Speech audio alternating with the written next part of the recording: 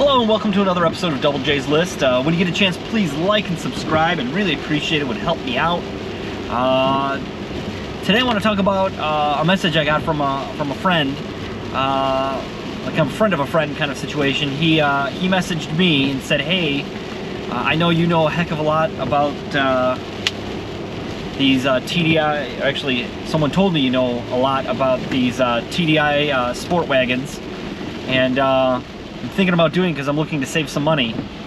And I basically had to sit back and think about who is the right person to purchase a Mark 6 Jetta Sportwagen TDI. Who's the right person to purchase that car? And I laid it out pretty seriously and truthfully to him about what exactly the experience is likely going to be. So I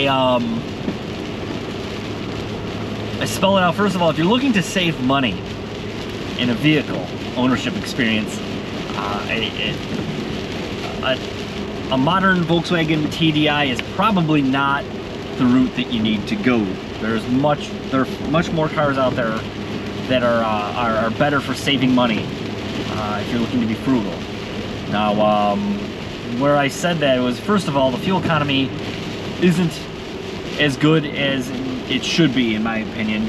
After you get the EPA fix, and I personally don't believe in deleting any of the emissions items. I drove mine for 2 years and averaged about 34 miles per gallon during that experience. For a small car, it's okay. Diesel fuel usually costs a little bit more than gasoline, so where are the savings? Not in fuel economy. As a matter of fact, like, I had a loaner Jetta, is a 2019 or 2020 Jetta R-Line sedan with a 1.4 turbo and an 8-speed automatic, and according to the computer, I was averaging about 40 miles per gallon in my driving. So cheaper gas on top of better fuel economy. So and then I think that's far from the only car that can do that. In fact, quite a few cars can crack into the 40s if you're looking to save money. The secondly is the repairs and maintenance, and it all depends on how it's optioned. You know, you're gonna have to do an oil change every year, 10,000 miles ish. You know, that's going to be about $100 at the dealer, and even if you do it yourself, the oil's still pretty expensive comparatively to other manufacturers' oil requirements. The other thing that you need to consider is most of them seem to have the panoramic sunroof, and they're very problematic. If you pay somebody to fix it, it's going to cost you a ton of money. Mine had an issue, and luckily it was covered under warranty. And it seems to be pretty tough to diagnose. Sometimes it's just drain tubes. Other folks have had to have the entire assembly, including the frame, replaced. None of that is inexpensive. And if you're a do-it-yourselfer, it's gonna be hours into that job. So something to consider. Another thing to consider is most of them are DSG transmission, not manual. And that requires the maintenance every 40,000 miles or so, about $500 to have that repaired, or that maintenance done. So that's something else that you need to consider. There's a lot of other car makes that have transmissions that don't need that kind of service. But other than that, you have the issue I was reading about that I was starting to sweat, was the dual mass flywheel failure. It's another DSG issue.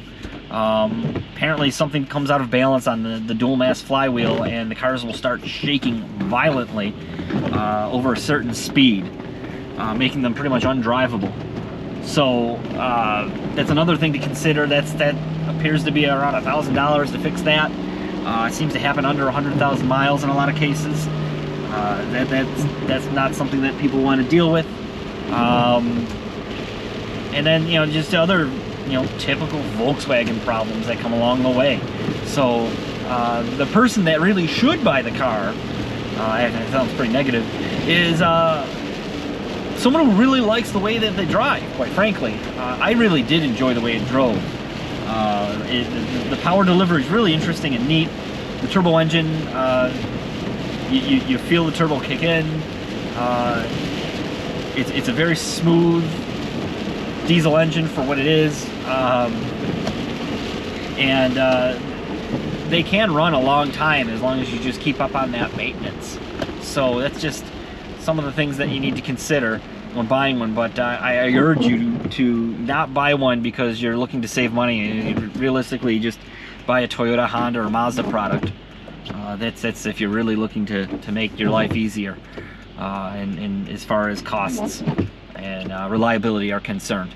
So again, thank you for watching. If you like this, please like and subscribe. I'd really appreciate it. It would help me out quite a bit. Thank you.